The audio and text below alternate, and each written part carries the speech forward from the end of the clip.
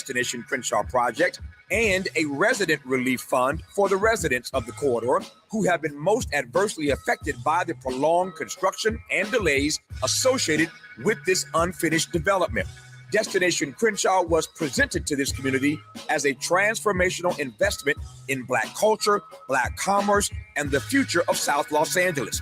It has now been 6 years since the project broke ground and over 2 years since the promised completion date.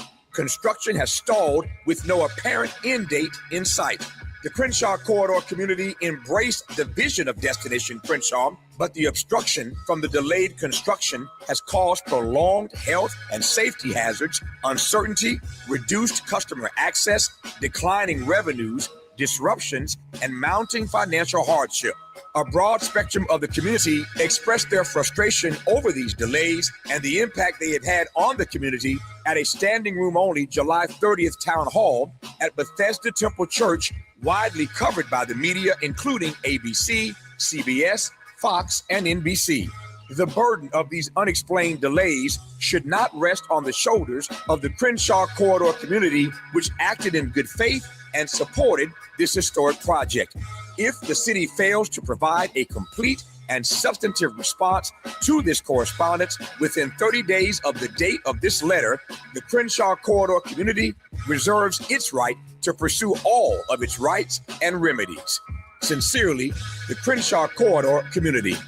To read the complete letter detailing all of our demands, go to our website at kbla1580.com. With a KBLA Talk 1580 editorial, I'm Tavis Smiley. As always, we welcome your feedback.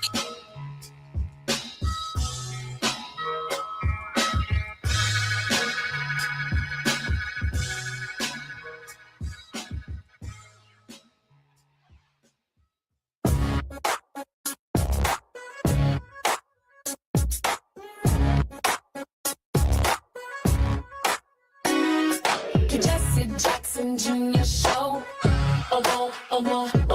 The Jesse Jackson Junior show. The Jesse Jackson Junior show. The Jesse Jackson Junior show. Come on and talk with me. Come on and listen to me. Come on and talk with me. Come on and listen to me.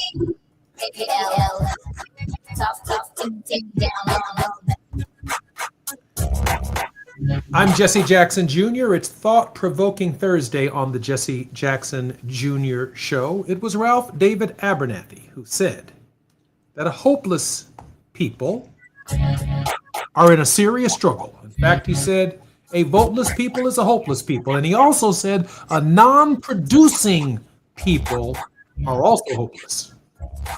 We're going to have that conversation today with Atiba. Atiba is the former Deputy Executive Director for the National Black Caucus of State Legislators, NBCSL, Strategic Alliance Consultant, and President of Party Politics US. He's worked as a TV political contributor for BNC News, The Heat, In the Know with Mo, The Leslie Marshall Show, iHeartRadio.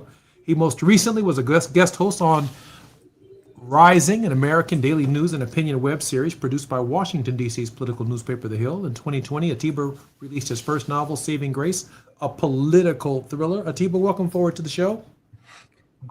Jesse, it's great to be with you. How are you doing? Great. Pre-show, Atiba and I had a discussion about other forms of power that Americans possess besides voting. Atiba, I want to pitch that to you because in the final analysis, every form of power that we have informs our hope. That's true. That's so true. You led that off really well. And, you know, one of those things is something that comes to mind is a quote from Malcolm X, who said, the battle today is not about black and white, it's about green. You know, we give our power away so much when we think about how we spend our dollars. And I don't know if we go back. I know we talk about the Montgomery bus boycott, but the Montgomery bus boycott didn't just work because people start putting their feet in in the seats. It was because they stopped putting their dimes and their nickels into the feeder to let them on to the boat. And when they started seeing that money not there, then they had to change course. And when you think about Dr. King yesterday, I was at the historic Hampton House, and it was very interesting to listen to Dr. King's words. The Hampton House, some people may remember that from the movie One Night in Miami, that the night that Muhammad Ali won the fight, the championship, won the belt. He was in Miami, and this hotel was the only one that's still standing here that was in the Green Book where we were allowed to stay. So he was able to fight at the convention center, just like Sam Cooke and others were able to perform on the Miami Strip, but they were not allowed to stay in the Miami hotels. And Dr. King came here and led a quest to get the minimum wages up. And part of how they did that in Chicago and in other places around the country was by withholding our dollars. And so when you ask me, what else do we have aside from the vote? What I think is the most powerful thing within a society like America, where capitalism is so strong, it is the power of our dollar. Who could disagree with that? I mean, that's clear that economic leverage has played a role in bringing about swift justice for African Americans, people of color, and people who are genuinely fighting for human rights. That's what we're going to talk about on our show in this hour with Atiba, former Deputy Executive Director of the National Black Caucus of State Legislators, Strategic Alliance Consultant, and President of Party Politics US. I'm Jesse Jackson Jr. It's Thought Provoking Thursday on the Jesse Jackson Jr. Show. Look forward to being with you in just a moment. It's afternoon drive time with Jesse Jackson Jr. Only on KBLA Talk 1580. The KBLA 1580 app puts the realest conversations right in your pocket. Stream live wherever you are in the world. No static. No searching the dial. A crystal clear connection 24/7, exactly when you want it. We recommend that you keep automatic updates enabled. Set it and forget it. So the app stays up to date with store requirements, bug fixes, and new features as we roll them out. Download the KBLA 1580 app today and stay plugged into the conversation everyone's having. I love a girls' weekend, but my moderate to severe plaque psoriasis can sometimes take me out of the moment. Now I'm all in with clearer skin, thanks to Skyrizi, risankizumab Riza, a prescription-only injection for adults who are candidates for systemic or phototherapy. You can usually find me in the kitchen, but my active psoriatic arthritis can limit me at times. Now I'm still in the mix with Skyrizi to treat my joint symptoms. With Skyrizi, most people with plaque psoriasis saw 90% clearer skin when measured from head to toe at 4 months. Or if you're an adult with active psoriatic arthritis, Skyrizi helps you move with less joint pain, stiffness, swelling, and fatigue. Don't use if allergic to Skyrizi. Serious allergic reactions, increased infections, or lower ability to fight them may occur. Before treatment, get checked for infections and tuberculosis. Tell your doctor about any flu-like symptoms or vaccines. There's nothing like clearer skin. There's nothing like better movement, and that means everything. Ask your doctor about Skyrizi. Visit skyrizi.com or call 1-866-SKYRIZI to learn more. Just in case you missed our Procrastination Crenshaw Town Hall. We've had neighbors who have had the garbage truck potentially swipe their vehicles because if you park just a little bit too much into the street, you're at risk of getting it hit. If you park too much forward or back, you can't get in and out of your own driveway. And if you're late for a meeting or an appointment, pretty big deal. I really hope we never have a major emergency on this street because being able to get fire department in and out would be very difficult. Personally, while the project goes well beyond anything that my husband and I are facing personally with our home, we do have a very large project within our house. We are very blessed to be in it, but it needs a completely new foundation. It is currently slipping into Crenshaw right now, and we cannot do that work because a concrete truck can't come in to actually do the work. So it's a bit scary for us in that manner. But there have been, there are numerous things that I know we will hear about today that everybody is facing on a daily basis. We really look forward to hearing what everybody has been going through and then trying to find a way to get the construction complete and move forward. Making sure they follow through. We're KBLA Talk 1580. Now back to more of Jesse Jackson Jr. on KBLA Talk 1580. The Jesse Jackson Jr. Show. The Jesse Jackson Jr. Show. The Jesse Jackson Jr. Show. The Jesse Jackson Jr. Show. King Volley, drop the beat. Come on and talk with me. Come on and listen to me. Come on and talk with me. Come on and listen to me. KBLA Talk 1580. Download the app.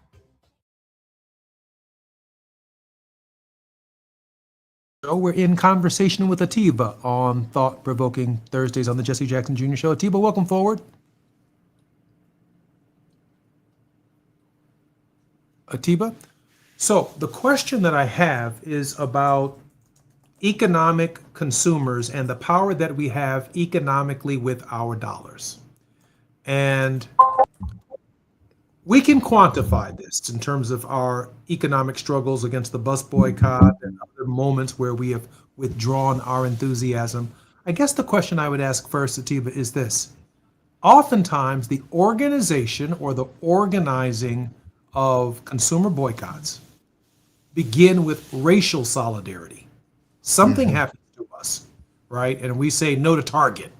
Something happens to us, and we say no to the bus company. And of course, that means some of us say no, not all of us say no. But we start with this issue that has happened to us that triggers the economic activity. And we encourage people of goodwill to join us, but that doesn't have anything to do with the fact that it starts with us.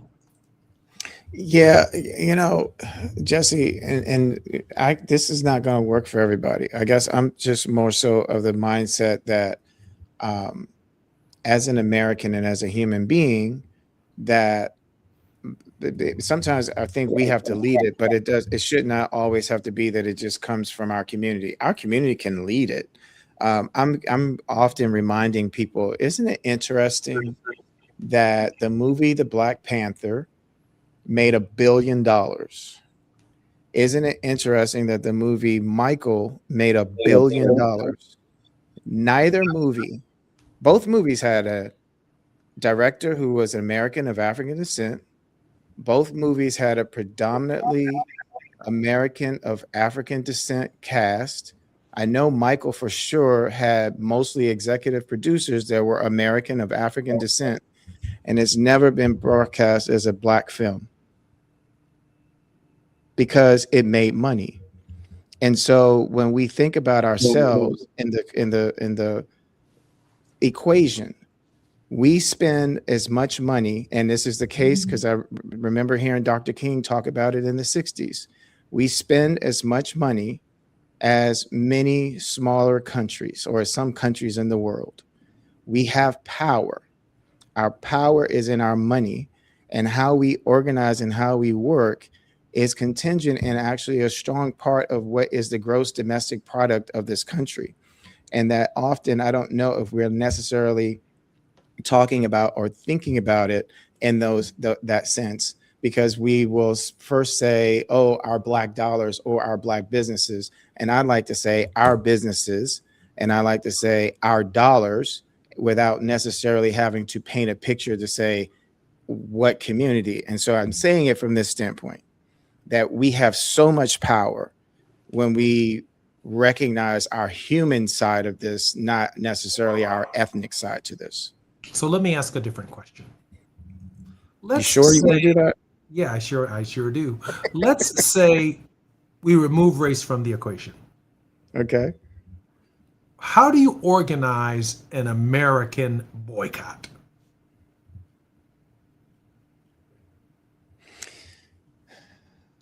I think you do it. You just organize, Jesse. I think oftentimes we're looking at how, because it's tangible, because you can actually say, okay, this is what our dollars did. But I've been working on healthcare policy for 26 years. I sat at the table when we were coming up with ideas for Healthy People 2020. and it's 2026. And what we were talking back then was about health and how it was impacting people that look like us and how we're going to address it. And then COVID came, and then we're still talking about the same issues that we were talking about 20 years ago. The women's boycott was not done as a white woman boycott. It was not done as an African American woman boycott. It was a women's boycott. And some would say, oh, well, the identifier there was gender. Yes, it was. But I was a male, and I was there in support. And I saw the power of what they did in terms of how they organized. And so, you know, I'm not saying that I'm right. I'm just saying that we've been doing the same thing over and over again for 200 plus years, for 100 plus years, for a year, and we're still expecting a different result, and we're not getting it. So I like to think, let's try. How do we try to do something else? The more and more that I'm looking at the history, the more and more that I'm not frustrated, I'm actually inspired, because I keep thinking, wow, those who came before us, if we look at the 60s, we look at the 70s, they accomplished so much with far fewer resources than we have at our disposal today. So let me, for conversation purposes, say that I think that the two organizations or organized groups in the United States that have had the most effective boycotts have been African Americans. And we've asked people to join us in solidarity on the question of not only African American rights, but we boycott for everybody's rights, because once we get a right, everybody else gets a right. Amen. It doesn't usually happen the other way around. When we fight for it and it's determined legitimate and successful, everyone else benefits, not necessarily the other way around. And the other group is organized labor. And they may not call it a boycott. They may call it a picket. They may call it a walkout. They may call it a strike.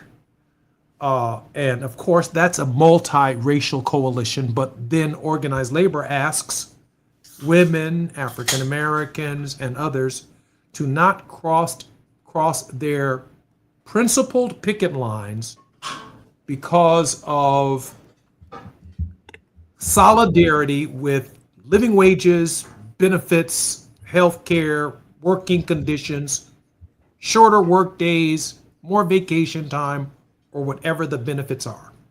But the impetus for organizing the boycott, we're talking about the other power that we have other than voting, is an organized group that is fighting for a human right or their human rights in a particular context, to which they appeal to the conscience of other people to move generally in their direction. Is that a reasonable understanding? It's reasonable. Yeah, it's reasonable, and I understand. You know, it's you know, when you're organizing, it's easier to organize when there's something that's identifiable, but it's also easier to break us apart. You know, when you look at 1968 and what happened when Dr. King was assassinated and what happened within our communities. And I guess, you know, the overall thing, though, that maybe I'm trying to communicate and to get across, it's not that, oh, I'm proud of my heritage. I'm proud of my history. I'm proud of my lineage. I'm proud that I know it. Like, and that's like, you know, one of the things that I hope that we can talk about in the future, Jesse, is knowing and identifying with our parents, our grandparents, our great grandparents, if they're still living, our great aunts, etc., about who we are. But part of the struggle that we have faced in this country for far too long is a history that was stripped of us. And that stripping of us from that was our ancestry and our link to Africa. So then we came here, and then we've been striving to be recognized as a man and a woman. And in the context of a nation, we've also been struggling to be identified simply as an American. But we continue to take that to say Black America, Hispanic America, Asian America, et cetera, et cetera, et cetera. But I think from us, you hit the point. We as a culture, as a community, have been the ones who have fought for the rights that have been so long denied, and then others benefited from us. So, the meaningful conversation here to me is then how do we get over these humps? And to be honest, I don't believe that we get over any of them without some sort of economic demand. We've seen your father do it. We've seen Reverend Sharpton do it. We've seen others do it, but we don't get, and this is not, when we look at what happened when things were desegregated, we ran. So I mentioned the Hampton House before, which was an amazing hotel, which had valets and all the bells and whistles. Even Frank Sinatra would stay there because he didn't want to stay on the beach because Sammy Davis and others weren't allowed to stay there. So he said, I'm going to stay at the Hampton House. But when segregation, when things were lifted, then we stopped supporting our businesses. And there was something also that is in the history of that has hurt us from a business standpoint. So anyway, I'm saying these things in terms of from an economic standpoint, and I'm saying these things not questioning whether or not or how we identify. I'm saying these things in terms of how do we look at things, Jesse, in a way to say maybe we've been doing this not necessarily wrong, but there's a new playbook. So how do we play differently in order to be successful? I check this out. What does that mean? Let me use this. Let me use this as an example. CQ Brown doesn't get much more American than CQ. I mean, this is a guy whose shoes were spit shined every day, stood erect at attention, 4 stars on both shoulders, every hair on his head. Well, CQ Brown, I don't think he had any hair on his head, but not a single hair anywhere misplaced. Clean. He can salute, sing the Star Spangled Banner, pledge allegiance to the flag. Couldn't be any more American than that. And CQ Brown got fired because an executive order essentially came down from Pete Hegseth that said no more black generals, no more blacks in line to be promoted, whether male or female. Joint Chief of Staff Chairman.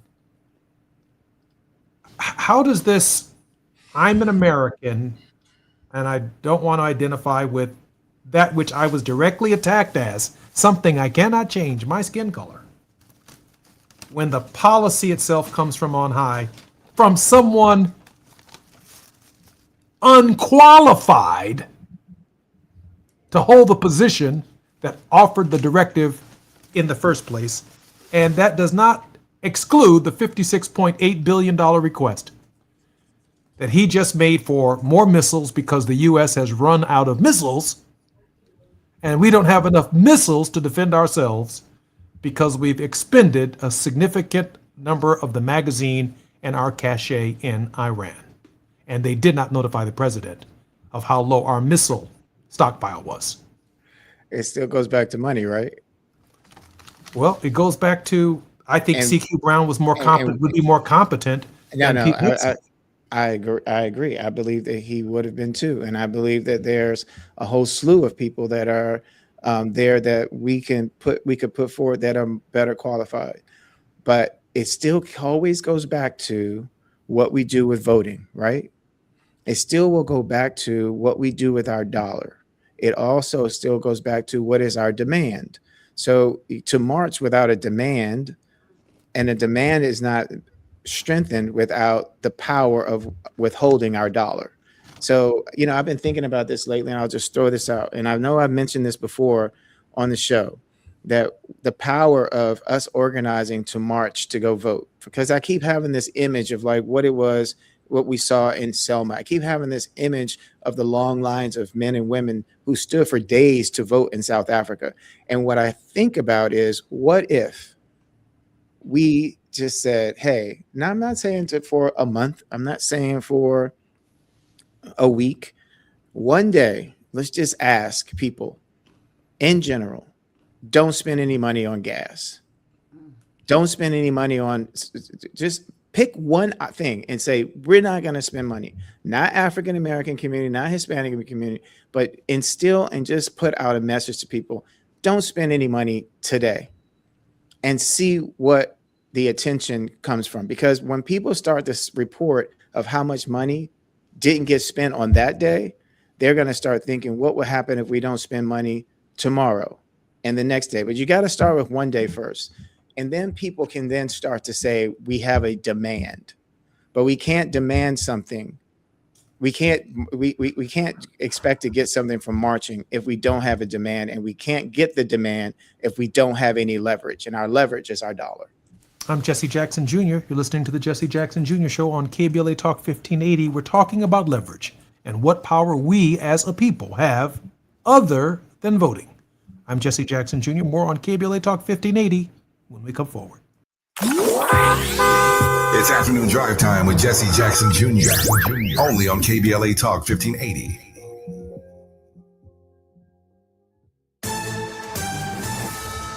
I'm Amber Payton with BIN News Now. President Trump is attacking Michigan Democratic Senate nominee Abdul El-Sayed, accusing him of opposing Israel and predicting he will lose in November. Abdul El-Sayed, lovely gentleman, is a man of hate.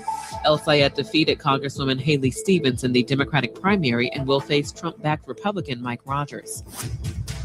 Former President Barack Obama marked his 65th birthday this week with a round of golf on Martha's Vineyard. Obama played at the Vineyard Golf Club with Golden State Warriors star Steph Curry. Celtics star Jason Tatum also played at the club in a separate group. And rapper Drake reportedly gave away more than $1 million in cash and luxury gifts at his annual Strong Women, Stronger Drinks event in Toronto. Women received checks worth up to $100,000 along with vehicles, Birkin bags, and other high-end prizes. Get BIN News Now on demand 24/7 on the iHeartRadio app. For victims of drunk and drug driving, our grief is unique. But you are not alone. You always have a place at MAD. Call our 24-hour victim helpline at 877-MAD-HELP or visit mad.org. This is the KBLA Sports Minute with Ray Richardson. The Dodgers off day today comes at a good time. They need one. The Dodgers have lost 6 straight games after losing to the Cubs 7-6 Wednesday night in Chicago. The Cubs swept the 3-game series. The Dodgers are now 4-8 since their hard-headed trip to the White House on July 23rd to celebrate last year's World Series championship with Trump. A lot of folks, most of them Dodgers fans, told them not to go.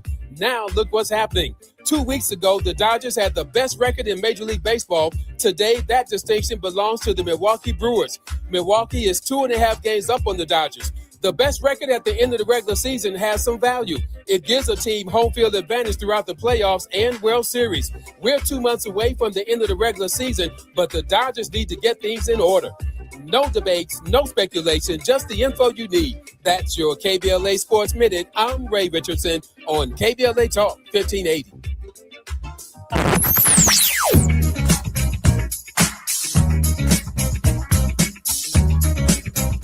This is KBLA Talk 1580. Talk radio. That's music to your ears. We're unapologetically progressive. KBLA Talk 1580. Number 14. That's where Talkers Magazine ranked Tavis Smiley on their heavy 100 list of the 100 most important talk radio hosts in America. Join Tavis weekdays, 9 a.m. to noon or 9 p.m. to midnight, only on KBLA Talk 1580. What's good, KBLA delegation? I am Miles Lowe, and I'm excited to be joining the weekend lineup right here on KBLA Talk 1580. Join me every Saturday at 12 noon for the Do Better Show, where we get into the world of tech, AI, the creator economy, navigating your mental health through it all, and have conversations with founders to find out how real people are making real money right now. It's not a course, not a subscription. Classes in session every weekend, live on the air. So if you knew better, you do better, right? So let's make a better you. The Do Better Show, every Saturday, 12 noon, replaying again at 7 p.m. right here on Unapologetically Progressive KBLA Talk 1580. We got a lot to talk about.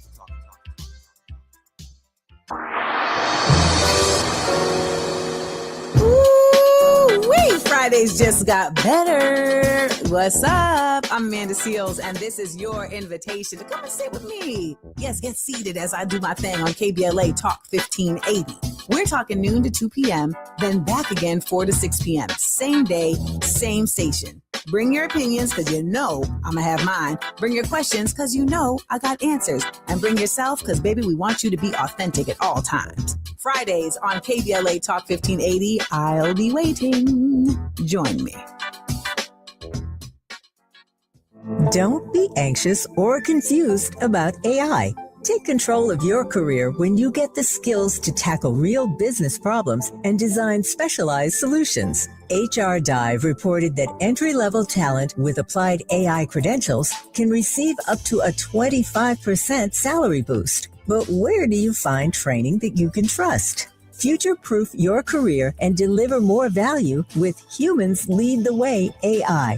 Their hybrid learning courses use practical definitions, real-world examples, and strategic insights to help you and your team understand AI with confidence. No magic, no hacks, no shortcuts. Just practical knowledge that helps you use AI more successfully. Don't wait. AI can never replace people who know how to use it well. Register for courses today at humansleadtheway.com. That's humansleadtheway.com. Are you drowning in IRS tax debt? With Civic Tax Relief, they were able to save me upwards of $80,000 that I would have had to pay had I not reached out to them. Get ready for a toll-free hotline. Take advantage of new IRS tax forgiveness programs that may protect you from IRS collection agencies. I owe the IRS $37,000. They have the power to garnish your wages, put liens on your property, and levy your bank account. Civic Tax Relief can help protect you from the IRS. Civic Tax Relief basically represented me against the IRS. By the time everything was completed, I didn't owe the IRS anything. Find out about the Fresh Start program that is now available through Civic Tax Relief. Civic Tax Relief's special tax hotline can help you discover all the relief programs available for free. I would recommend anyone who has a tax problem to contact Civic Tax Relief. Just call 800-285-3500, 800-285-3500. Don't wait. Call now. 800-285-3500, 800-285-3500. You're listening to Jesse Jackson Jr. on KBLA Talk 1580. The Jesse Jackson Jr. Show. The Jesse Jackson Jr. Show. The Jesse Jackson Jr. Show. The Jesse Jackson Jr. Show. King Folly, drop the beat. Come on and talk with me. Come on and listen to me. Come on and talk with me. Come on and listen to me.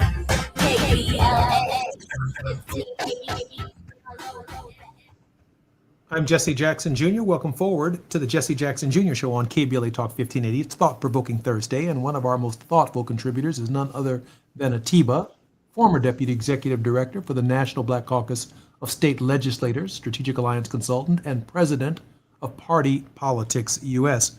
Atiba helps me sharpen my metal, and I certainly hope that I sharpen his. Atiba, welcome forward to the show.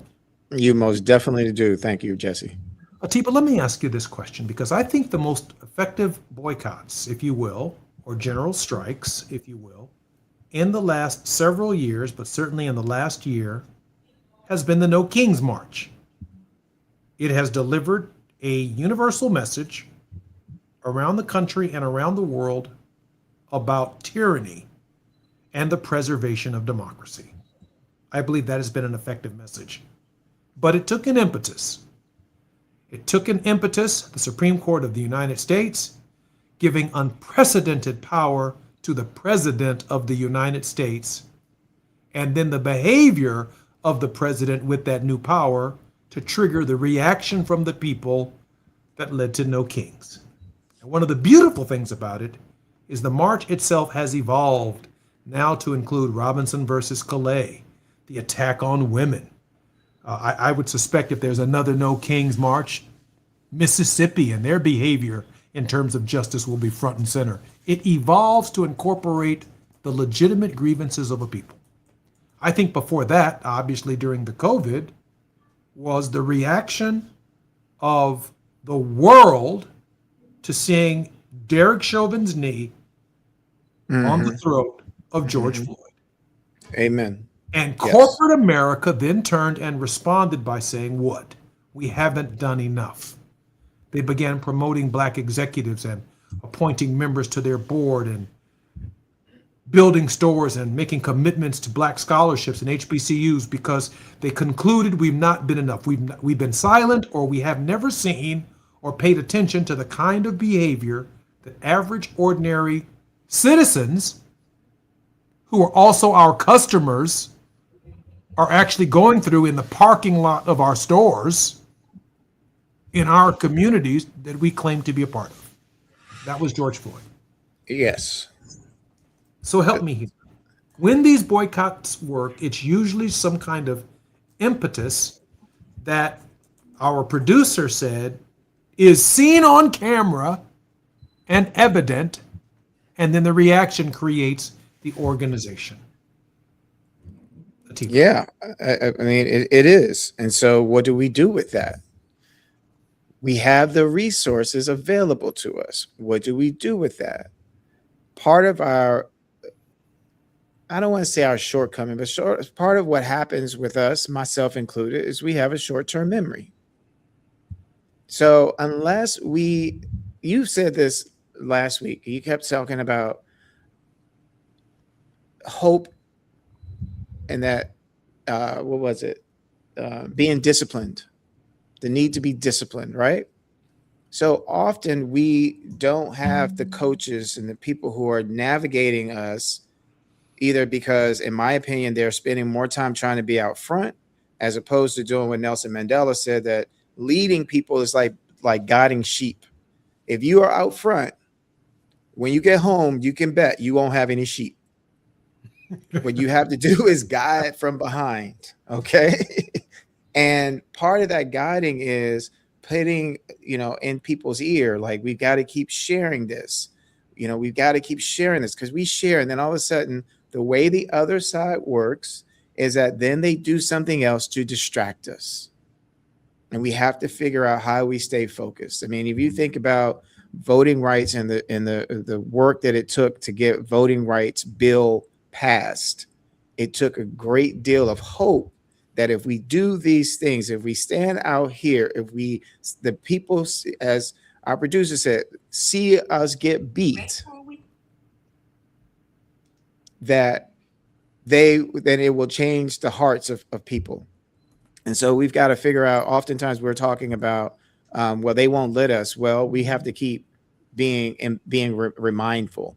And one of the things I'd like to remind of is a clip of a man. His name was Booker Wright. And Mr. Wright was a waiter in Greenwood, Mississippi, who worked in a Only Them restaurant while also owning his own cafe in our community. And in 1965, he appeared in an NBC documentary about race in Mississippi. And I'd like for us to take a listen to that. I spoke to him about that. He says, well, I have a bar. I could do it at my place. I don't know how I'd use the menu. It's far apart from what we wanted to do. But anyway, I said yes. So we went to his place the next day, and he put on his white apron, and he gave us a show that just rocked me. Glad to see y'all. We don't have a written menu. I'll be glad to tell you what we're going to serve tonight. Everything we serve is a la carte. We have fresh shrimp cocktail, Lusco shrimp, fresh oyster on a half shell, baked oyster, oyster Rockefeller, oyster Almadine, stewed oyster, fried oyster, Spanish mackerel, Watson Solon steak, club steak, T-bone steak, porterhouse steak, ribeye steak, Lusco special steak, broiled mushroom, flavor of garlic, Italian spaghetti meatballs, soft shell crab, French fried onion, golden brown donut style. Best food in the world is served at Lusco. But then something happened that was so unusual and so fantastic. He went on. And you didn't know he was going to? No, I never thought that he would do that, and yet I couldn't stop it. I didn't want to. Now, that's what my customers, I say my customers, be expecting of me. When I come in, this way want me dressed. Booker, tell my people what you got. Some people are nice, some is not. Some call me Booker, some call me John, some call me Jim, some call me nigga. All of that hurt, but you have to smile. If you don't, what's wrong with you? Why are you not smiling? Get over there and get me so-and-so and so-and-so. There are some nice people. Don't talk to Booker like that. Oh, his name is Booker. Then I got some more people come in real nice. How you do, waiter? What's your name? Then I take care of some so good, and I keep that smile. I always learn to smile. The meaner the man be, the more you smile. Although you're crying on the inside. Or you wondering, what else can I do? Sometimes you tip you. Sometimes you say, I'm not going to tip that nigga. You don't look for no tip. Yes, sir. Thank you. What did you say? Come back, because I take care of you. Don't talk to him like that. That's a good nigga. That's my nigga. Oh, yes, sir, boss. I'm your nigga. I'm trying to make a living. Why? I got 3 children. I want them to get an education. I wasn't fortunate enough to get an education, but I want them to get it. And they are doing good. Night after night, I lay down and I dream about what I had to go through with. I don't want my children to have to go through with that. I want them to be able to get the job that they be qualified for. That's what I'm struggling for. I don't want this and I don't want that, but I just don't want my children to have to go through what I go through with. Hey, tell that nigga to hurry up with that coffee. I'm on my way. So that's what you have to go through with. But remember, you have to keep that smile. I do want to comment on that once we come forward, because what I see in here is a survival technique in Jim Crow. And millions of our people in Jim Crow, to keep their jobs, had to have survival techniques. In spite of what you were called, in spite of being disrespected, you still had to. That does not make the disrespect right, but it does mean there are survival techniques. I'm Jesse Jackson Jr. You're listening to Jesse Jackson Jr. Show on KBLA Talk 1580. You know what? When we come forward, we're going to have a conversation about some of these survival techniques in Jim Crow, because many of us who are the only blacks working in our offices go through some form of some survival technique every single day. And from my perspective, it's horribly uncomfortable. But when you see it played back, it's an awful thing. More on KBLA Talk 1580 when we come forward. While you're stuck in traffic, we can at least bring you up to speed on the news of the day. You're listening to Jesse Jackson Jr. only on KBLA Talk 1580.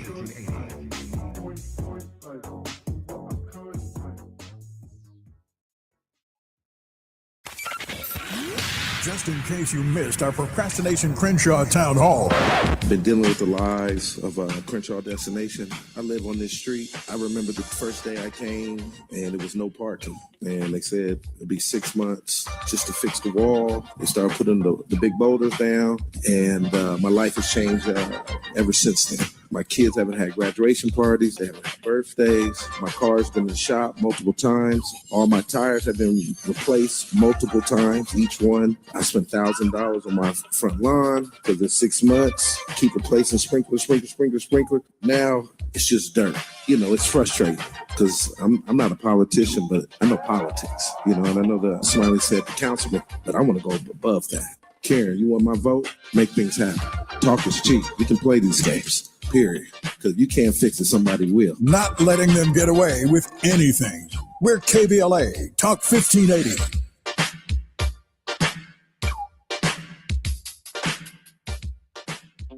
Are you feeling the heat? LADWP can help you stay cool this summer and save money. Through the Cool LA program, eligible customers can receive instant rebates of up to $275 on new portable, window, and wall air conditioners. Shop the Cool LA marketplace today and beat the heat and save. Learn more and apply at ladwp.com/cool-LA. That's ladwp.com/cool-LA. KBLA Talk 1580. We've got a lot to talk about.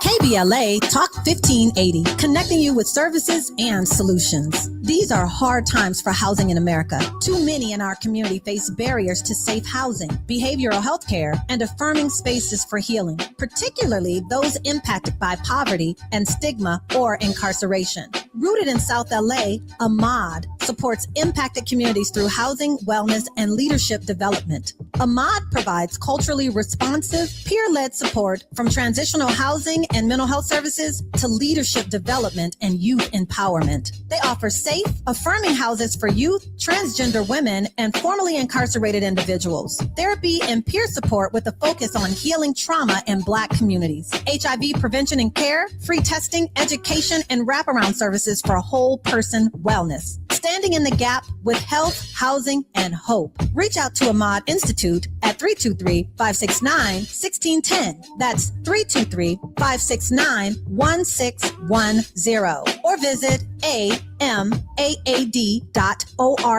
This is a community call to action from KBLA Talk 1580. KBLA Talk 1580. We've got a lot to talk about. KBLA Talk 1580 joins you in standing for voting rights. The midterm election campaign season is here now. The 2028 presidential election is right around the corner. When We All Vote is a leading national nonpartisan initiative on a mission to change the culture around voting and to increase participation in each and every election by helping to close the race and age gap. Created by Michelle Obama, When We All Vote brings together individuals, institutions, brands, and organizations to register new voters across the country and advance civic education for the entire family and voters of every age to build an informed and engaged electorate for today and generations to come. When We All Vote empowers their supporters and volunteers to take action through voting, advocating for their rights, and holding their elected officials accountable. It's all in for 2026 and 2028. Please visit whenweallvote.org to stand up for your rights, voting rights. This is a community call to action from KBLA Talk 1580. Let's begin now. Are you looking for quality childcare? If you are, boy, do I have the place for you. Holy Trinity Child Care Center in the City of Champions is where your little ones become big thinkers. Music that makes their little heart shine, as well as dietitian-made meals every day. I guess it's safe to say your babies will be well-fed as well as well-led. We accept bundles of joy from 18 months to 5 years old. Subsidies are accepted, and we're just minutes from the legendary SoFi Stadium. Miss Shepard's team at 9300 Crenshaw Boulevard is now enrolling. All you got to do is call 323-757-4850 or visit HolyTrinityCCC.com. At Holy Trinity, we champion your child's heart, mind, and spirit every single day. Now back to more of Jesse Jackson Jr. on KBLA Talk 1580. The Jesse Jackson Jr. Show. The Jesse Jackson Jr. Show. The Jesse Jackson Jr. Show. The Jesse Jackson Jr. Show. King Folly drops the beat. Come on and talk with me. Come on and listen to me. Come on and talk with me. Come on and listen to KBLA Talk 1580. Download the app. I'm Jesse Jackson Jr. Welcome forward to the Jesse Jackson Jr. Show. We're in conversation with Atiba, former Deputy Executive Director for the National Black Caucus of State Legislators. Hey, Atiba, welcome forward to the show. Good to be here, Jesse. Hey, I'm glad you're here. So let me comment on that video that I just saw. Can we do something though before we go to the next one? Sure. Because I think it'll round out the conversation. There's a second clip to that, almost kind of like the other side that I'd like if we have it. Okay, so I've just been told by the producer that we don't have the clip available, so what I have to operate with for the next 9 minutes is what we do have available. I believe there are techniques that every black person during Jim Crow had to go through in order to survive. That is part of our resilience. Mm-hmm. And the absence of any video or clip today, to the contrary, I got to fix that. Because it doesn't matter if you are in the Jim Crow South or you're in a corporate boardroom and you're the only black woman or the black male there. There is a standard and a process that, unfortunately, the idea of being the first and the only creates that does go to the heart of our dignity. And I can't think of a more compelling case for the importance in that space and in those spaces in my lifetime than the role that Jesse Jackson played, the role that Al Sharpton plays, or even the role right now that Tavis Smiley is playing with the city council in Los Angeles about Destination Crenshaw, challenging every aspect of it, because if we don't challenge or agitate, change will not come. It doesn't happen on its own. Change is not self-executing. Atiba? You know, and I think that I think they may have the clip, but I would say this. In order to win, what I've learned is that you have to understand the other persons or other groups that you're fighting, how they think, how they feel. And oftentimes when I'm seeing some of this,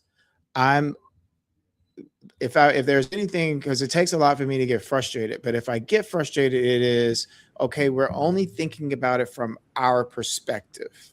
It's one of the most amazing things about American history is that we often want to tell the story, because that's the way that those at the top have done it, to tell the story from their perspective when there are multiple perspectives and when we're looking at the same thing. And as it relates to what you said, I think you hit it on the nail, Jesse, in terms of the dignity, because that's what it really, for me, keeps boiling down to. It's our dignity and the dignity of Mr. Wright. The fact that he had an agenda and he did have to suck it up, and he sucked it up because he wanted to make sure that his next generation had a better life than his. And often what we are compounded with and confounded with today is, one, there is a lost sense of dignity that we don't talk about, but a lot of that is because we don't talk enough about our shared history so that we know exactly who we are and how strong we are and how smart we are and how often we have outwitted and outsmarted other people. I appreciate that. I think that's, I think, again, that those are tools and tactics and techniques. And Dr. Howard Thurman, in his book, Jesus and the Disinherited, but also with Head and Heart, he talks about, and so did so did Samuel DeWitt Proctor in The Substance of Things Hoped For.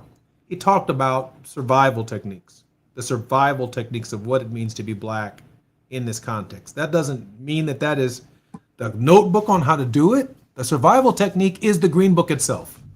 We're not dealing with these people this week. We're going to drive down this road and stay at this hotel and swim in this swimming pool because we don't feel like being called nigga. We don't feel like being treated this way. We're not putting our families at risk. And so there are many African Americans and Hispanics and Latinos right now who are denying their surnames, who are not going to work, who are not taking their children to school, whose neighbors are taking their children to school. A parental responsibility they had before ICE came into our communities, but for fear that they may be separated from their children, they no longer perform that function, and caring neighbors do it for them. Those are survival techniques. That is not the standard order. And it is, from my perspective, it is not acceptable that we have to have a survival technique in a human liberty system under a constitution. That's my opinion. It is. In 2008, scared the bejesus out of some people. And they organized and they were very focused on what it was that they wanted to achieve. And right now, they're getting the better of us because we took voting for granted, because we thought we had suddenly arrived, because we stopped telling our history. And then we get upset when they say, oh, they're going to take this away from us. They're going to do this.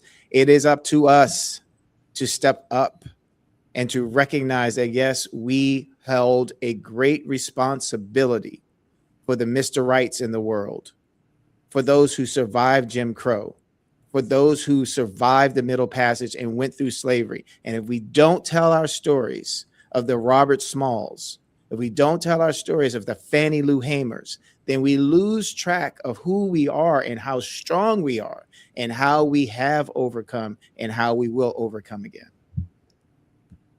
Absolutely. There's no doubt about it. The resilience, the persistence of our people, in spite of it all, is exactly the context within which the Negro National Anthem, all three verses are written. Especially that verse about moving through the blood of the slaughtered. We have come over a way. That stuff right there. That narrative that binds what took place during those periods in our history with the modern narrative are important.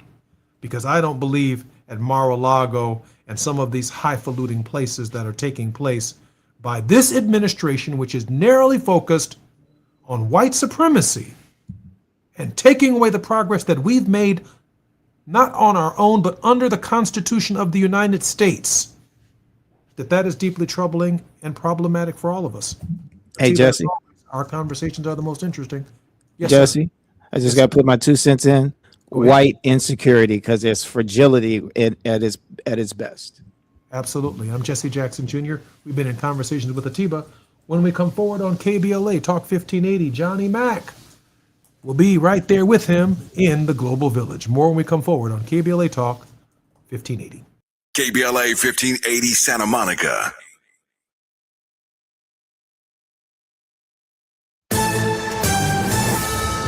I'm Amber Payton with BIN News Now. President Trump is attacking Michigan Democratic Senate nominee Abdul El Sayed, accusing him of opposing Israel and predicting he will lose in November. Abdul El Sayed, lovely gentleman.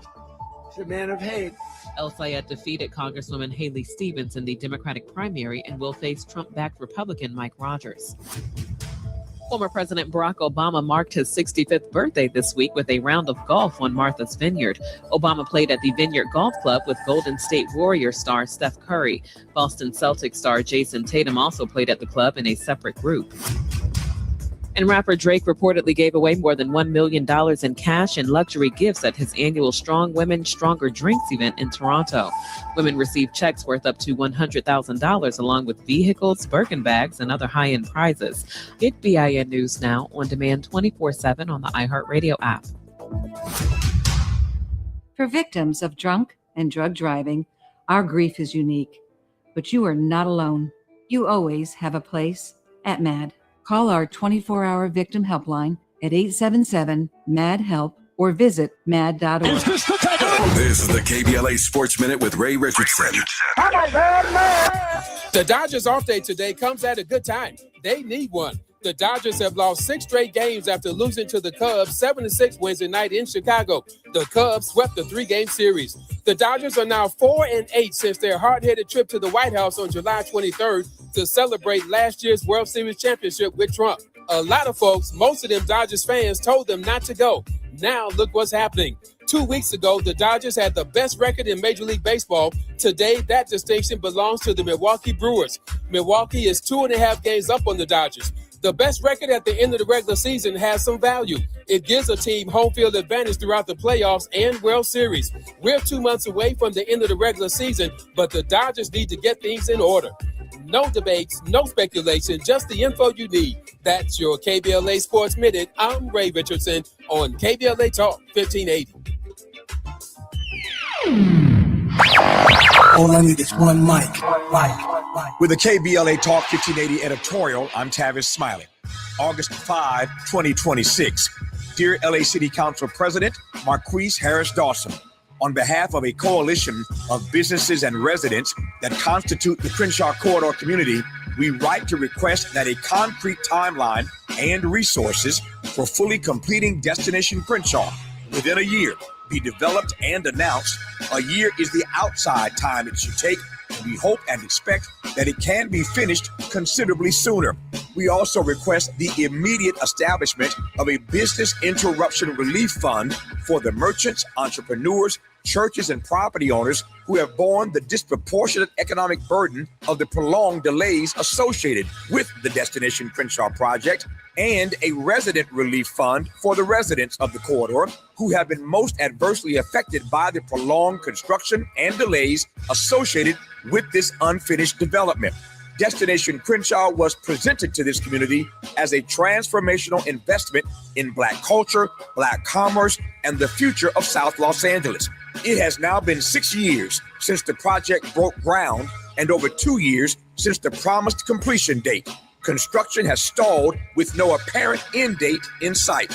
The Crenshaw Corridor community embraced the vision of Destination Crenshaw, but the obstruction from the delayed construction has caused prolonged health and safety hazards, uncertainty, reduced customer access, declining revenues, disruptions, and mounting financial hardship. A broad spectrum of the community expressed their frustration over these delays and the impact they have had on the community at a standing room only July 30th town hall at Bethesda Temple Church, widely covered by the media, including ABC, CBS, Fox, and NBC. The burden of these unexplained delays should not rest on the shoulders of the Crenshaw Corridor community, which acted in good faith and supported this historic project. If the city fails to provide a complete and substantive response to this correspondence within 30 days of the date of this letter, the Crenshaw Corridor community reserves its right to pursue all of its rights and remedies. Sincerely, the Crenshaw Corridor community. To read the complete letter detailing all of our demands, go to our website at kbla1580.com. With a KBLA Talk 1580 editorial, I'm Tavis Smiley. As always, we welcome your feedback.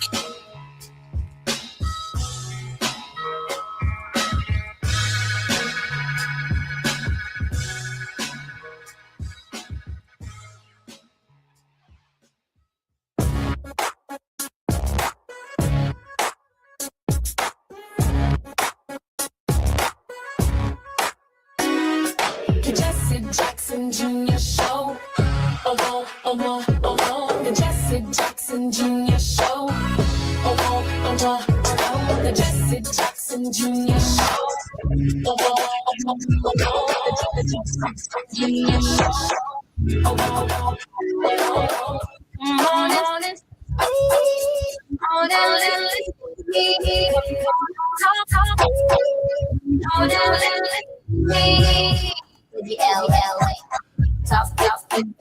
I'm Jesse Jackson Jr. Welcome forward to the Jesse Jackson Jr. Show. We are now in the World House with Dr. Johnny Mack, the drum major and the unenforceable. Last week, Dr. Johnny Mack sat in the chair and taught us that violence has three faces: direct, structural, cultural, and that we have spent 60 years answering it with only one. Today we go further into the essay because there is a question underneath that framework that we did not get to, and it is the older question. It is the question of what is wrong with us. I heard Al Sharpton preach that sermon most recently at my father's funeral. 2 months before they killed him, Dr. King stood in the pulpit at Ebenezer and preached a sermon called The Drum Major Instinct. He said, there is something in every one of us that wants to be first, wants to lead the parade, wants the recognition, the applause, the name on the building. And he was not preaching at the Klan that morning. He was preaching at his own congregation. He was preaching at us and at himself. He was preaching to the selfie generation. He asked that if anybody was around when he came to the end of his days, they not mention his prizes, say he tried to be a drum major for justice. 2 months later, that recording was played at his funeral. Now Dr. Mack says something in this essay that I want you to hear. He sets King's drum major instinct alongside a Greek word the political scientists use called thymos, the craving for recognition, and its extreme form, megalothymia, the hunger to be recognized as superior, as privileged, as above. Thucydides called it and said the law of nature is to rule wherever you can. Hobbes saw it and said life is solitary, nasty, brutish, and short, all against all. Fukuyama says it's humanity's greatest challenge. King gave it a church name. He called it a drum major instinct. And he said the cure was not to kill the desire, but to harness it, to want to be first in service. Here is why that matters this afternoon. If the disease is the hunger to be above other people, then you begin to understand why Dr. King said what he said about our movement's greatest victory. In 1962, in his address on the ethical demands of integration, he drew a line that most America has never bothered to learn. He said, integration is the end. Desegregation is the only means available. Desegregation is what a court can order. You can litigate that. You can enforce that. You can send troops. Integration, what he called the equality of oneness, no court on earth can order. It requires what King called obedience to the unenforceable. And the nation that has spent 60 years congratulating itself on the means while never arriving at the end is a nation that mistook the courthouse for the kingdom. Which brings us back to April and to the Calais decision. Because when the Supreme Court raised the bar on Section 2 so high that Justice Kagan said it leaves the statute all but dead letter, what we lost was an enforceable mechanism. We lost a piece of the means. And the question I want to put to my guest is whether we ever built the end. Dr. King's three values, human worth, freedom, solidarity, or this essay renders them dignity, liberty, and solidarity, were never written into any statute. They cannot be. They are, in his phrase, ethical demands that we as a people owe each other when nobody is enforcing anything. I see that so relevant when I think about Tavis and this Destination Crenshaw, because you know what, LA? We have a black mayor. We have black city council persons. But the editorial that he delivers here at KBLA and the town hall meeting that we had the other day said something else. That we are not delivering for our people. So what do you do when the enforceable is dismantled and the unenforceable was never finished? That is the conversation I'm going to be having with Johnny Mack. Johnny holds a doctorate from George Mason University. His essay, A Metalogical of Nonviolence. He's a friend of this program, and he is one of the very few people who reads Dr. King as a builder rather than a memory. When we come forward in just a moment, Johnny Mack will be our very special guest on the Jesse Jackson Jr. Show, a philosophical conversation with one of the best and brightest who's ever done it, Dr. Mack, a mentor, a friend, and an amazing person to learn and listen to. More on KBLA Talk 1580 when we come forward.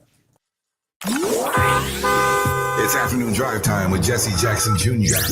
Only on KBLA Talk 1580. The KBLA 1580 app puts the realest conversations right in your pocket. Stream live wherever you are in the world. No static. No searching the dial. A crystal clear connection 24/7, exactly when you want it. We recommend that you keep automatic updates enabled. Set it and forget it. So the app stays up to date with store requirements, bug fixes, and new features as we roll them out. Download the KBLA 1580 app today and stay plugged into the conversation everyone's having.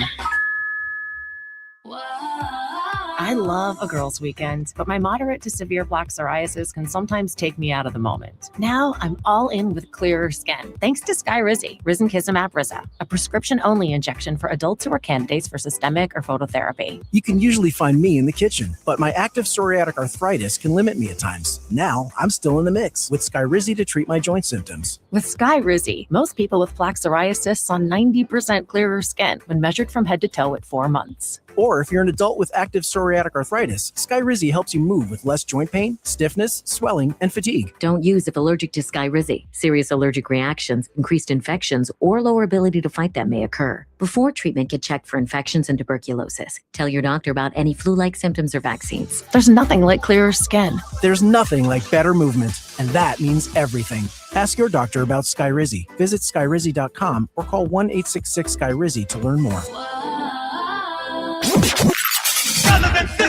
You have something to say, and we want to hear it. KBLA Talk 1580 is engagement radio, not outrage radio. A place where your hopes, your frustrations, and your ideas are welcome. 24 hours a day, 7 days a week. Real talk, real people, real Los Angeles. KBLA Talk 1580, the station that sounds like the city looks. Tune in on your AM radio dial at 1580. Download our free KBLA 1580 app or listen live on our website at kbla1580.com. Now back to more of Jesse Jackson Jr. on KBLA Talk 1580.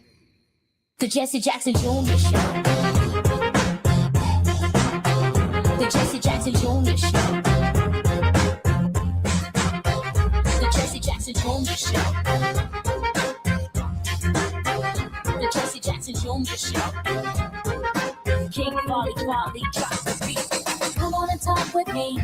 Come on and listen to me. Come on and talk with me. Come on and listen to me. KBLA Talk 1580. Download that. I'm Jesse Jackson Jr. Welcome forward to the Jesse Jackson Jr. Show. In this hour, we are in the World House with Johnny Mack, social entrepreneur and scholar practitioner. Dr. Mack's research includes extensive study of Martin Luther King Jr.'s logic of nonviolence and the civil rights movement. Hi, Johnny. Welcome forward to the show. Jesse, great to be here. Johnny, I titled today's show Part 2, The Drum Major and the Unenforceable. You put King's drum major instinct next to Thucydides and Hobbes. Is the hunger to be above other people fixable, or is it only manageable? Johnny? Oh, I'm sorry, Jesse. Yes. So the question, that's a question to me. I apologize for not putting that question mark there. Hey, Jesse, of course. Anything, if we have the will and the desire, we can do. The question is, do we have the will? Do we have the desire? Do we have the determination? What drives us?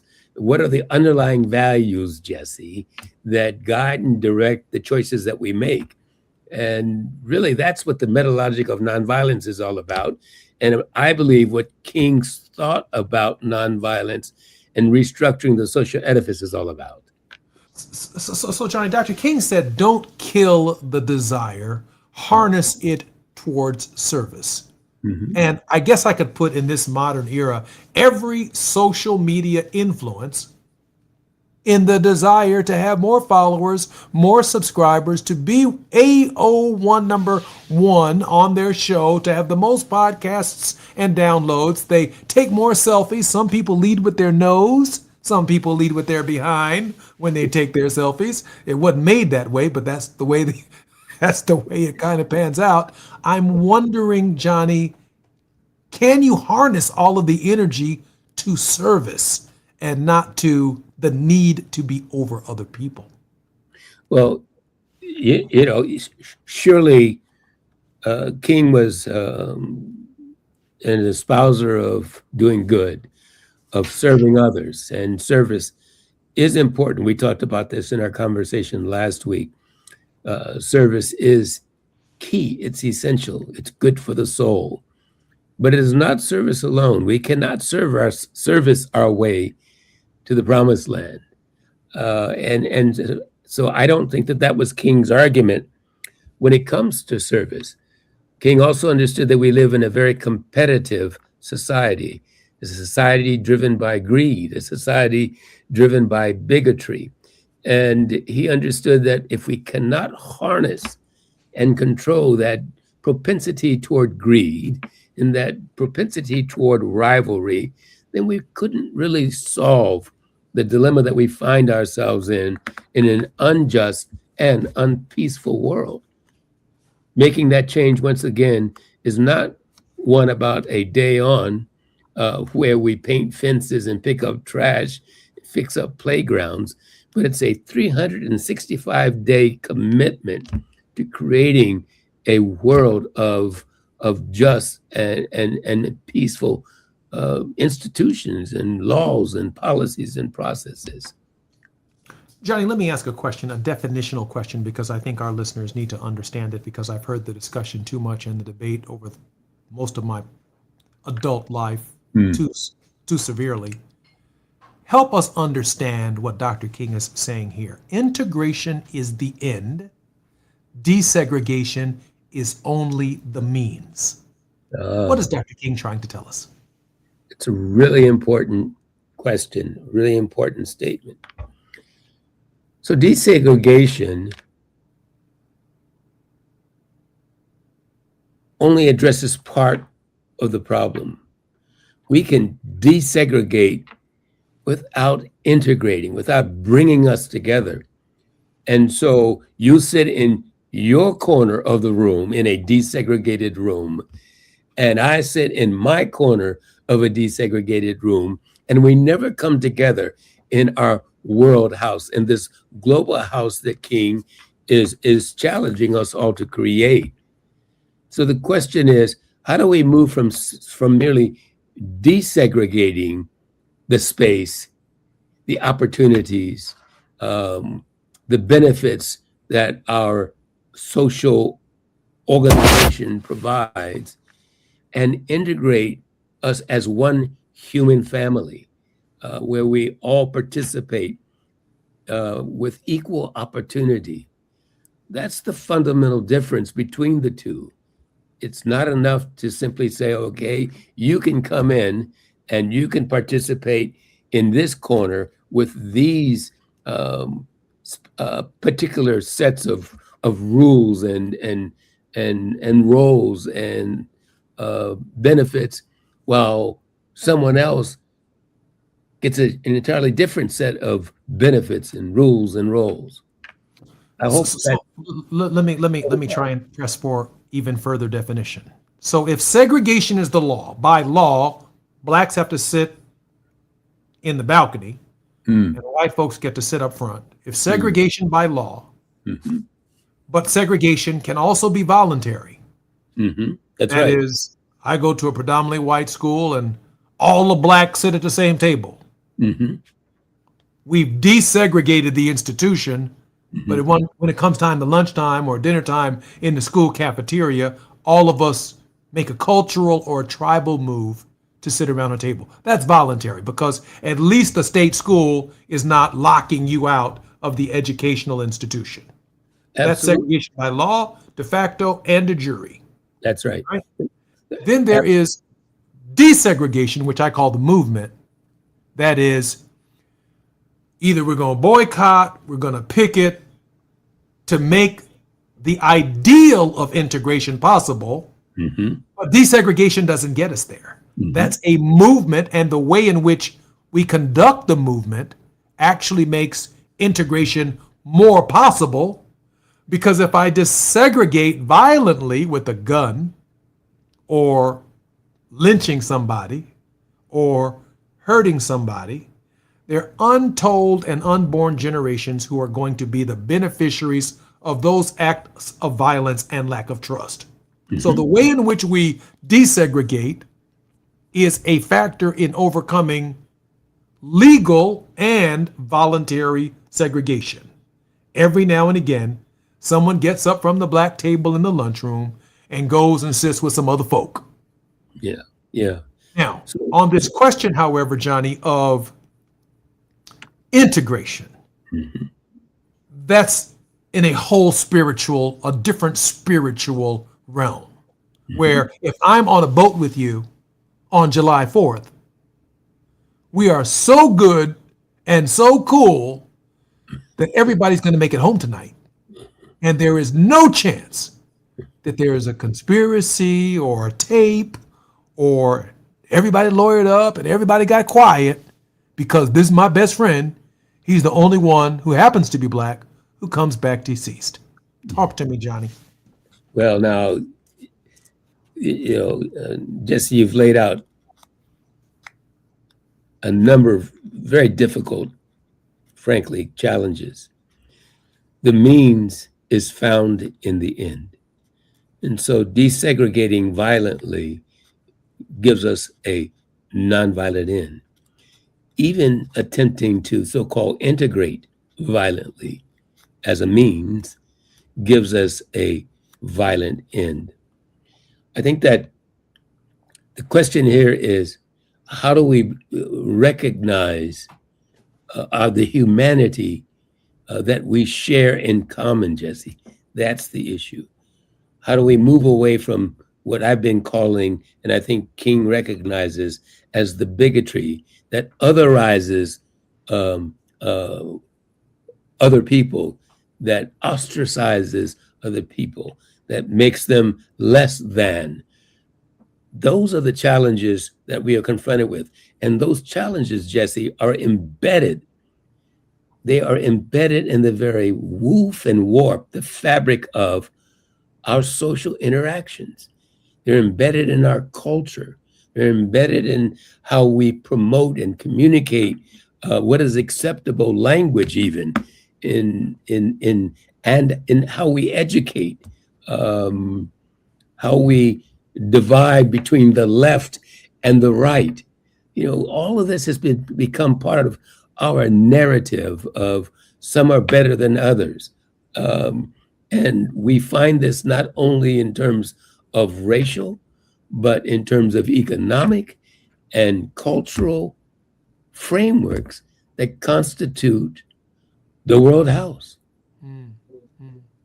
You cite in the paper Claiborne Carson and an important question that is raised about nonviolence. Can nonviolence be more than a personal commitment? Can it be a form of routine political power? Johnny, answer Claiborne's question for us. Well, first of all, share with everyone who Claiborne Carson is. Well, Claiborne Carson was, in my opinion, or is, in my opinion, the preeminent scholar on King's utterances, his writings, his speeches, what is commonly called the King Papers Project, which Mrs. Coretta Scott King asked Dr. Claiborne Carson to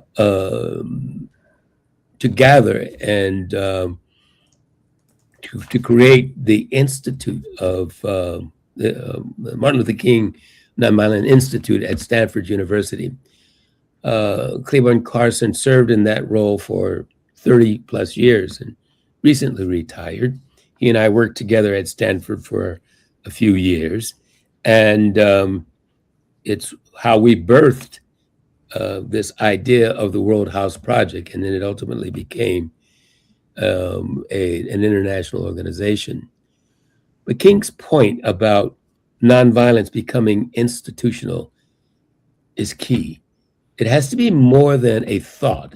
It has to be more than a theory. It has to be more than a spiritual commitment. It has to be institutionalized in the very framework of how we organize societies. And that's Clay's question. Is that possible? Can nonviolence become part of the very fabric of our social order, of our laws, of our policies, of how we organize and educate? And the answer has to be yes. And Jesse, the reason it has to be yes is because violence has already been, or has already demonstrated that such values can be institutionalized. We should discuss that as well. If violence can be institutionalized, and scholars recognize such things as institutional racism, institutional violence, structural violence, if we can have institutional violence, institutional racism, institutional bigotry, why then can't we have institutional nonviolence? Well, I'd like you to answer that question. Why can't we have institutional nonviolence? Indeed, we can. That is the very point. And that's the very thing that King was calling for when he called for a revolution of values. King believed that if we can embrace violent values of bigotry and rivalry and greed or cupidity, we can also embrace nonviolent values of dignity and liberty and building a beloved community. It's a matter of Johnny, let me say this. We are nonviolent. I'm going to be devil's advocate here. We've been nonviolent and are being nonviolent in the midst of some of the greatest challenges that our community and our country have ever faced. Now, there's many a folk who tired of being sick and tired, like me and Fannie Lou Hamer, on this question. Now, we're the only people behaving civilized in this environment. And okay, I got it. More than a tactic, a spirit, a flow, a swagger, all that is what it means to do right and hold true to our values. But Johnny, this ain't stopping the aggressive nature of this man right now at this hour and what he is doing deliberately to our history, to our culture, to our people, and to his approach. I used in the last hour with my brother Atiba, who says that, we need to be more American and less racial labels. I said, well, it doesn't get much more American than CQ Brown. I mean, this Negro has been spot shining and spit shining his shoes for 60 years. 4 stars on both shoulders. No, stands erect. Doesn't get much. Salutes. Chairman of the Joint Chiefs of Staff. It doesn't get much more American than CQ Brown. They fired him with a white dude who's less competent, Pete Hegseth. Come on now, Johnny. We're on the receiving end of overt actions that no matter how kind, how nonviolent, how structurally appropriate our approach to movement and human rights are, we are just in a system right now that seeks to deny us our existence. Johnny? I see, Jesse, that we have to wrap to the break. You see the time is running out, don't you, Johnny? Yeah, I really want to respond to that, and the time is about to go. Okay, we're going to do that. On the other side. We're going to do that right now on the other side. I'm Jesse Jackson Jr. You're listening to the Jesse Jackson Jr. Show on KBLA Talk 1580. We're breaking it down with Johnny Mack. More on KBLA Talk 1580 when we come forward. It's afternoon drive time with Jesse Jackson Jr. Only on KBLA Talk 1580.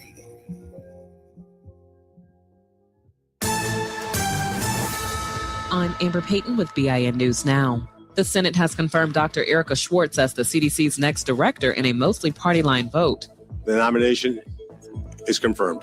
The former Deputy Surgeon General and Coast Guard health official, who is Black, becomes the agency's first Senate-confirmed leader in nearly a year.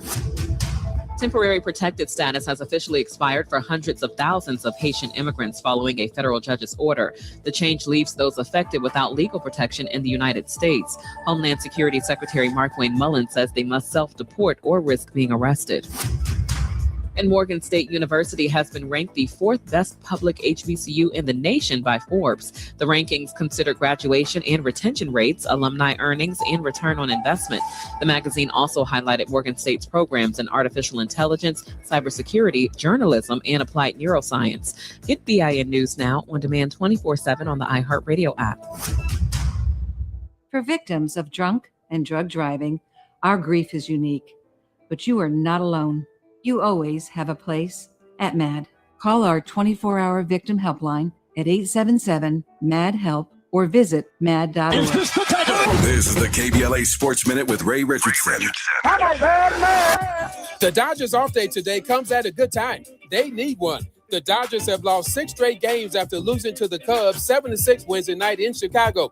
The Cubs swept the 3-game series. The Dodgers are now 4-8 since their hard-headed trip to the White House on July 23rd to celebrate last year's World Series championship with Trump.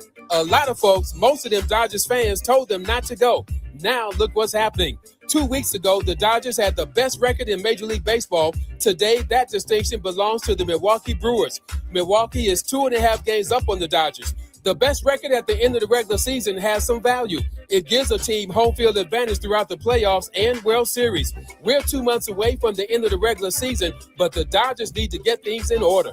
No debates, no speculation, just the info you need. That's your KBLA Sports Minute. I'm Ray Richardson on KBLA Talk 1580.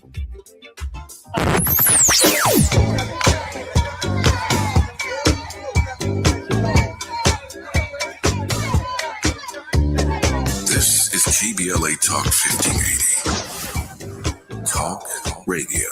That's music to your ears. We're unapologetically progressive. KBLA Talk 1580. We've got a lot to talk about.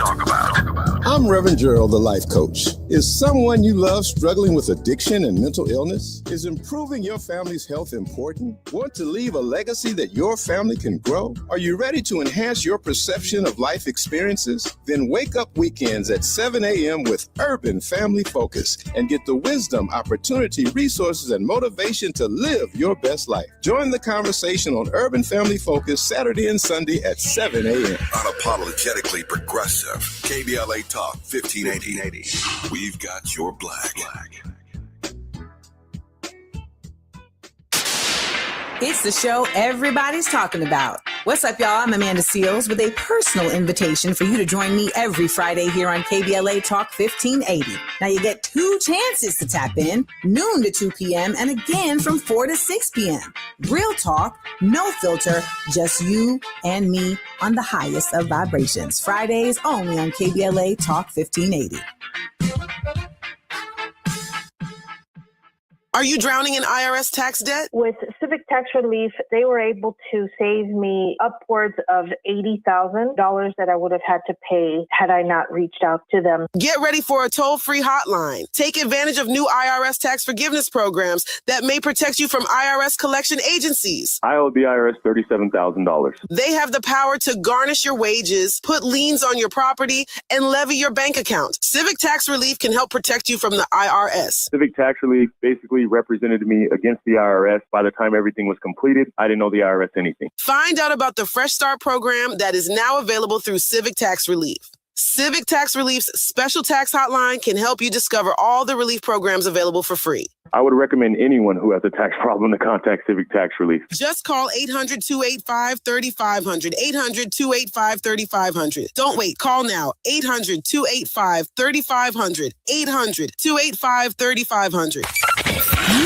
Just in case you missed our Procrastination Crenshaw Town Hall. Literally right in front of our doorsteps the last 2 to 3 years, we have been interrupted by this nightmare of a project called Destination Crenshaw. The desire was partnership at the onset, but we've seen broken promise after broken promise. We've seen our parishioners impacted. We've seen our peers and our local neighbors impacted directly by this. We've seen the crippling of the Crenshaw economy as a result of this project starting and then ultimately walking away. And we're not going to just lay down. We're not going to just, amen, pretend like nothing's happening on our doorsteps. And tonight I want to get out of the way because I want to hear from you. I can stand there as a pastor and tell you how many times we've been interrupted from our flow of worship, how it's impacted our ability to provide services to our community, how the blight and how the construction derailment has hindered our ability to amply run our food pantry programs, to offer summer camp programs for our young people, how the construction impacts just our ability to be able to come to church in part. I can go on about how it's interrupted just our day-to-day operations and being able to accommodate the needs of our community. Making sure they stick to the truth. We're KBLA Talk 1580. You're listening to Jesse Jackson Jr. on KBLA Talk 1580. The Jesse Jackson Jr. Show. The Jesse Jackson Jr. Show. The Jesse Jackson Jr. Show. The Jesse Jackson Jr. Show. King Volley, drop the beat. Come on and talk with me. Come on and listen to me. Come on and talk to me. Come on and listen to me. I'm Jesse Jackson Jr. Welcome forward to the Jesse Jackson Jr. Show on KBLA Talk 1580. Some of you may have asked yourself the question, what happened to Fat Meat Fridays? Well, it is now Sizzling Saturdays with Gina Towns on Reflectivity, Beyond Black and White, The Weekend Reset, inspiring stories of survival, chasing hope, facing life's challenges together, 5 and 11 EST, 4 and 10 CST, 2 and 8 PST PM. Congratulations to Gina Towns, the producer and creator of the Jesse Jackson Jr. Show, on getting her own show right here at KBLA Talk 1580. Johnny, just before the break, you had some thoughts, and I want you to have as much time as possible on this question of where we are in the context of, for example. Well, Jesse, remember, I think we've talked about what nonviolence really is and maybe really isn't. And we talked about how nonviolence and violence both operate in time and they operate over time. Yeah. And we tend, Jesse, to focus on the end time right now. We tend to be in time right now people. And if it doesn't happen right now in this time, then we lose interest, we lose focus, we lose the discipline necessary to create the environment and the and the frameworks that are necessary to sustain a nonviolent society. You made the argument before the break that whomever we are in this context, are the most nonviolent people in the nation, maybe on earth. Is that really true? And are we really nonviolent, or do we simply talk nonviolence in time? Do we really understand what nonviolence is? What does nonviolence struggle look like over time? Is it an iterative process of marching and protesting and as John Lewis might say, getting into good trouble? Well, yes, it is that, Jesse, but it's not only that. The argument that we're making here, and I think King made and anticipates, is we have to understand how nonviolence operates over time. And the reason we have to understand that is those who foster violence have understood it, they've practiced it, and they've mastered it. What is it that they've understood? What is it that they've mastered? It is how to institutionalize violence over time to their benefit. I'm going to think about that, Johnny, for a minute, because it doesn't come easy. In my mind, I'm saying to myself that I am bound by my Christian values, which I largely take to be, including turning the other cheek, right? And if I had to draw an X and Y axis and then draw a line through it, crossing both X and Y axis and shade it in the little triangle that's left, I'd say this is the space that I live in. And then if I drew another line through 2 or 3 of the axes, it might show other spaces that I could live in, but I can't live in them unless I take a leap of faith into those spaces, right? And then I can shade in those areas where I'm willing to risk. That would be defined by my life. Some folks never get out of just one line through the X and Y axis, and therefore it's all shaded in. But here you flip a question. You call it the reversal. Dunkelman asks in your piece what legislation can revive civil society. You flip it. You say, what kind of civil society revives legislation? That's right. Now, I'm wondering, in the 60s, if a robust civil society produced the Civil Rights Act, the Voting Rights Act, and the Fair Housing Act, what's going to have to be rebuilt for us to produce the John Lewis Voting Rights Act? What has to be, now, you just think about the way you framed the question. You said, if civil society built a framework, I'm paraphrasing now, that gave us the Civil Rights Act, the Voting Rights Act, the Fair Housing Act, if civil society did that in the mid-20th century, what is it going to take in this century to get the John Lewis Act? It's going to take civil society. That raises the question, what happened between then and now to civil society? Where has civil society missed the mark? What preparation has civil society not taken? What structures, what institutional frameworks, what organizations, what processes was civil society engaged in the mid-20th century, relevant to that time, relevant to that technology, relevant to the media and economic frameworks available to them then, as opposed to what's available to us today? The argument here is civil society has not done its job and has actually given over to the private sector, we would argue, and government itself, what we as civil society ought to be doing. That's a major problem.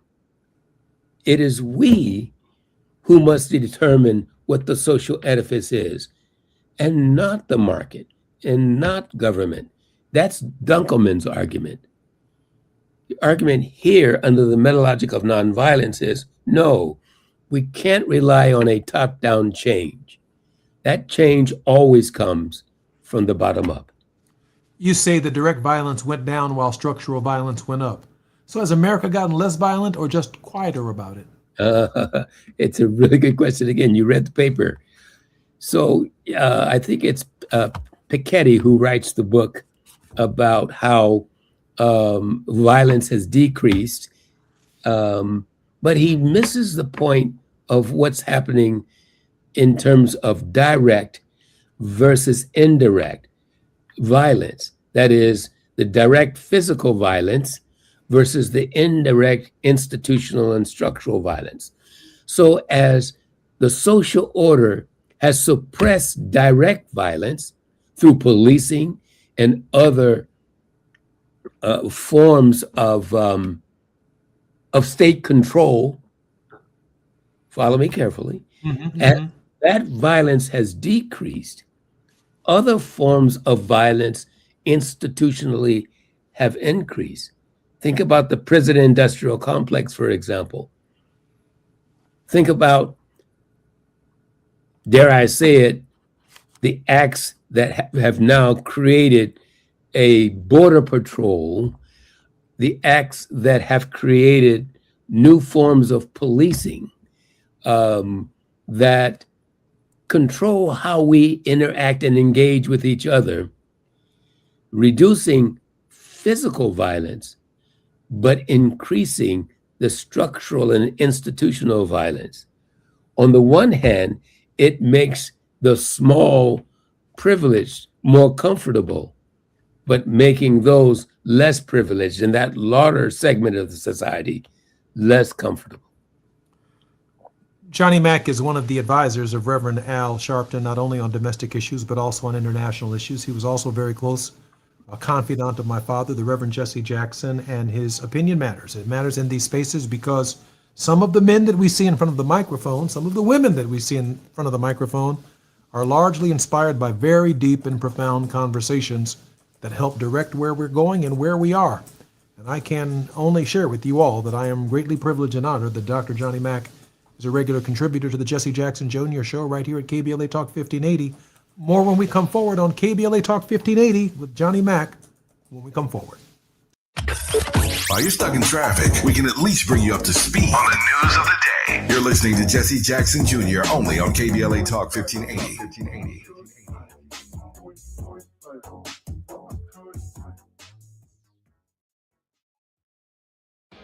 You're still glowing, flirting, grooving.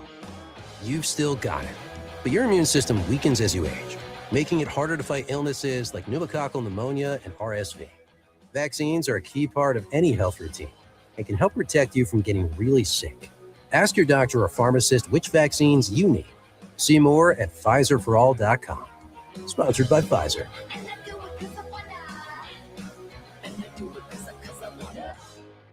This is the story of the one. As a maintenance engineer at a beverage manufacturing plant, he starts his day knowing every line is ready to run because Grainger delivers the industrial-grade products he needs to keep mixers, conveyors, and packaging equipment moving. With Grainger's vast selection of bearings, belts, and motors, he keeps operations running smoothly, so nothing grinds to a halt. Call 1-800-GRAINGER, click Grainger.com, or just stop by. Grainger, for the ones who get it done.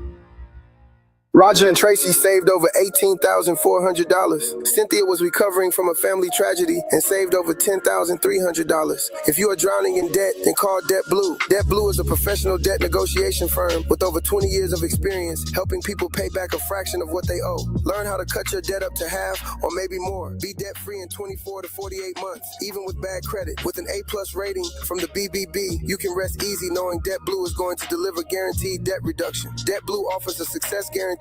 You pay nothing unless your debt is reduced or completely resolved. That's right. You save money or it's free. Call now for significant debt relief and a free consultation. 800-200-8879. That's 800-200-8879. You don't have to declare bankruptcy. This program works if you owe $10,000, $20,000, or even $100,000 in debt. Call for your free consultation today.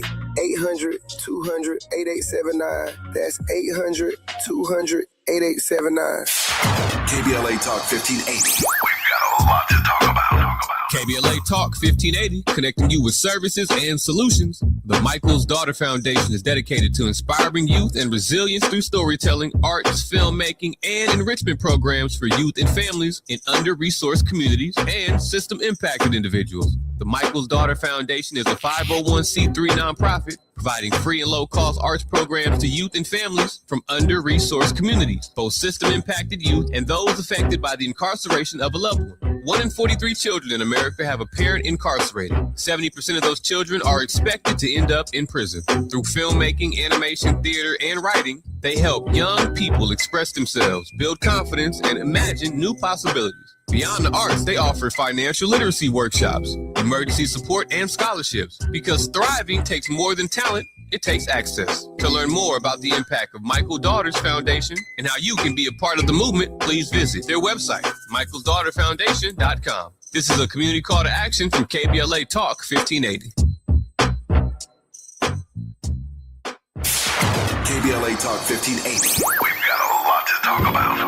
Tired of being locked out of job opportunities and shut down by systemic racism? KBLA Talk 1580 stands with you in fighting for the rights of Black workers, and we don't black down. The Los Angeles Black Workers Center is a dynamic alliance of workers, organized labor, community-based organizations, clergy, students, and scholars working collectively to improve the position of the Black working class. The LA Black Workers Center takes a comprehensive approach to addressing the Black jobs crisis. Their programs promote access to quality jobs, racial equity in hiring and retention, discrimination-free job sites, and they prepare Black workers for employment in high-wage career track jobs. The LA Black Workers Center supports workers who need help protecting their rights on the job. They give workers access to quality jobs and remove systemic barriers to employment. And they are advocating for a fair deal for Black workers in the new Los Angeles City Charter. To sign up for free career readiness training, get involved in organizing, or learn about union apprenticeship programs and trade registries, please visit lablackworkercenter.org. That's lablackworkercenter.org. Together, we can beat the Black jobs crisis and build a more equitable Los Angeles. This is a community call to action from KBLA Talk 1580.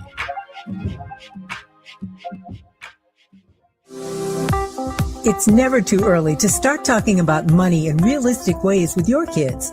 JP Morgan Chase navigates how to educate your kids now about creating long-lasting, healthy money habits. Whether your kids are in elementary school, high school, or college, now is a great time to start a conversation about ways to create healthy money habits as they grow, ultimately benefiting their financial future. Talking about money in a realistic way to support your kids' lifestyle and dreams, your first banking account geared towards high school or college. It's never too early. Explaining the basics, what you earn and what you spend, building financial confidence starts with getting organized. Learning and practicing vital money skills now will stay with them for life. Tools they will have to stay on top of their finances and achieve their goals. This segment is sponsored by JP Morgan Chase.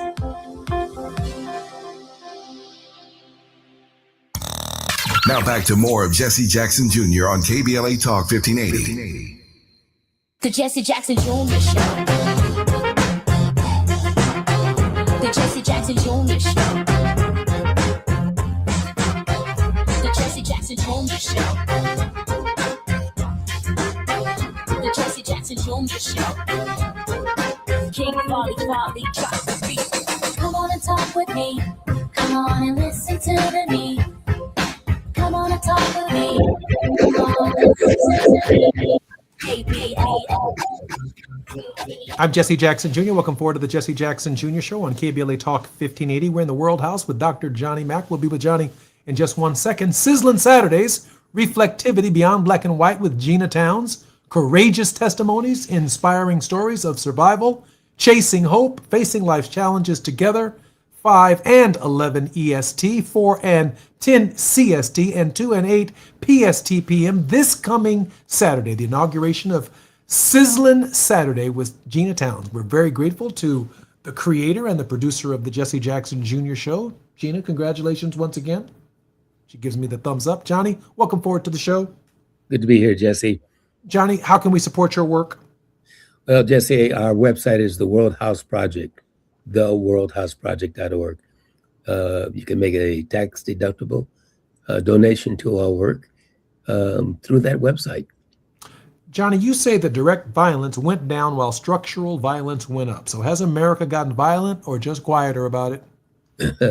And Jesse, I think I attributed that to Thomas Piketty. It's actually Steven Pinker in his book, The Better Angels of Our Nature. And he talks about how violence has decreased or declined. But he fails to mention that is direct violence. And his focus is, to his credit, it's not on structural violence. He's talking about direct physical violence. But when one looks at structural violence, institutional violence, it has increased, as we find with 1/10% of people owning the majority of the income and wealth of our nation and around the globe. That compression or accumulation of wealth and power in the hands of the privileged few has grown even greater than was experienced more than a century ago, when we had the same growth in technology. I think that was called what was the age called? It'll come to me in a second, Jesse, but we are in a new age where new technologies are allowing the privileged few to accumulate and concentrate the wealth of the nation and creating that structural violence that King talked about, and we seek to address in our new approach, if I can call it that, of nonviolence in this century. Johnny, I want to ask you this question, and then I have a thought of my own that I'd like to share. The human question. Where does an ordinary listener practice this? Where? Not how. Where do they practice it? They practice it, Jesse, in their everyday, ordinary lives. They practice it individually, personally, with themselves. They practice it in their family life. They practice it in their community. They practice it in their church. They practice it on their job, and they practice it every time they go to the voting booth. It is not so much a way of life per se. That's not what we're arguing. It's a commitment to a fundamental framework of values. And those values are generative. That is, they generate action. It's a commitment to a fundamental set of values that one practices, again, with themselves. I respect my own personal dignity and worth, and I insist that others respect that dignity and worth and liberty. And I contribute to my community. I've got 4 minutes, maybe 3.5, to break down everything that I've heard and how I define it from my teacher and mentor, Johnny Mack. Chapter 7 of his book. That's too much. Substance of Things Hoped For. Dr. Samuel DeWitt Proctor titles the paragraph or titles the chapter America's Moral Parenthesis. America's moral parenthesis refers to a temporary period in which the United States is seen to suspend, compromise, or bypass its fundamental democratic values and ethical standards. The phrase is most frequently used to critique moments when political, economic, or military actions conflict with America's historical identity as a champion of global human rights and global liberty. This is what a moral parenthesis is. When the values we say we hold get set aside, here's the parenthesis, bracketed off, put on pause, while we tell ourselves it's temporary. And here's the way out. Samuel DeWitt Proctor believed equality was still possible, but he believed something else first had to happen. We always, every single day in our lives, as Dr. Mack just said, we have to identify and define what he called the optimum human condition with all of the dignity, the full dignity that it absolutely requires for every person, in plain terms, And then call everyone, not just some of us, to embrace it. Identify first the optimum human condition. We want to live together at peace, in harmony, under a standard and a set of rules that are agreed to by everybody. The optimum human condition, equality for all, an opportunity for all, a chance to provide for our families for all, for our children to do better than we did in our own lifetimes. An improvement, not going backwards, but going forwards, and going forward together. How do we get there? First, by recognizing that equality is possible. 2, by identifying in every circumstance in life, from the classroom to the elevator to the taxi cab to the Uber, the optimum human condition that we have to live together. And then ultimately, in the final analysis, KBLA Talk 1580 on the 405, the 101, the 5, the 10, the 118, and the 10, we have to call everyone to embrace it. And that requires courage. I'm Jesse Jackson Jr. You're listening to Jesse Jackson Jr. Show on KBLA Talk 1580. Dr. Mack, thank you for joining me. Good to be here, Jesse. Thank you. Looking forward to seeing you next week on KBLA. More when we come forward. KBLA East Santa Monica. I'm Amber